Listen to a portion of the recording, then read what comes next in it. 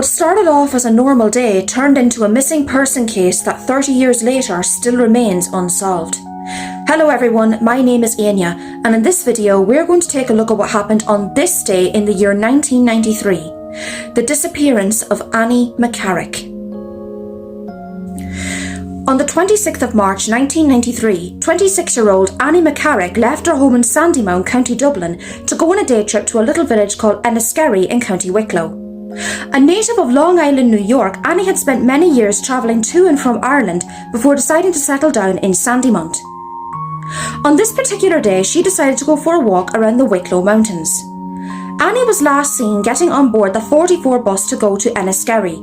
She was seen wearing a dark tweed jacket, jeans, oxblood coloured boots, and she was carrying a brown leather shoulder bag.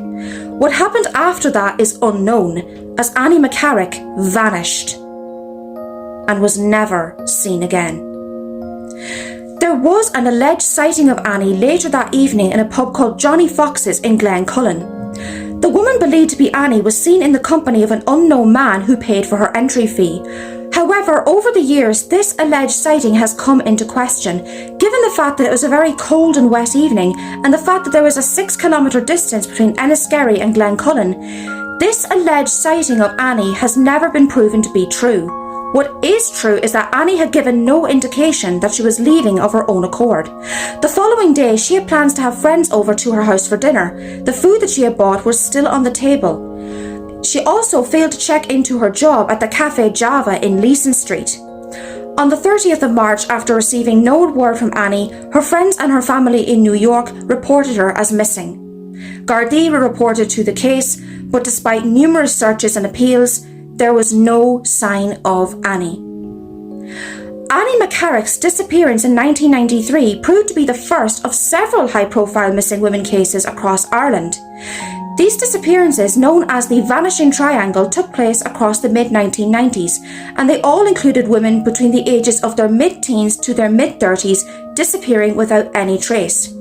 It's believed that these disappearances could be the result of a serial killer. There was some speculation that convicted rapist Larry Murphy could have been responsible for Annie's disappearance.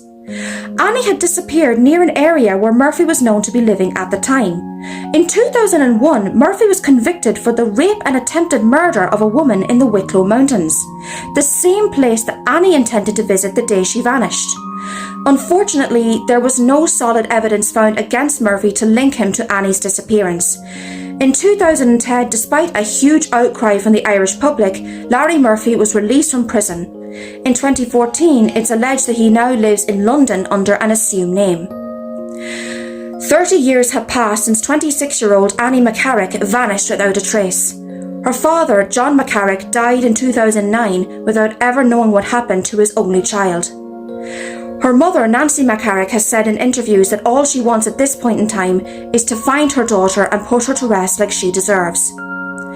In recent months, Annie McCarrick's disappearance has been upgraded to a murder investigation, and Gardaí still hold on to the hope that one day they will be able to bring closure and finally find out what happened to 26-year-old Annie McCarrick. Thank you so much for watching this video. I really appreciate it. My name is Anya, and we just looked at what happened on this day.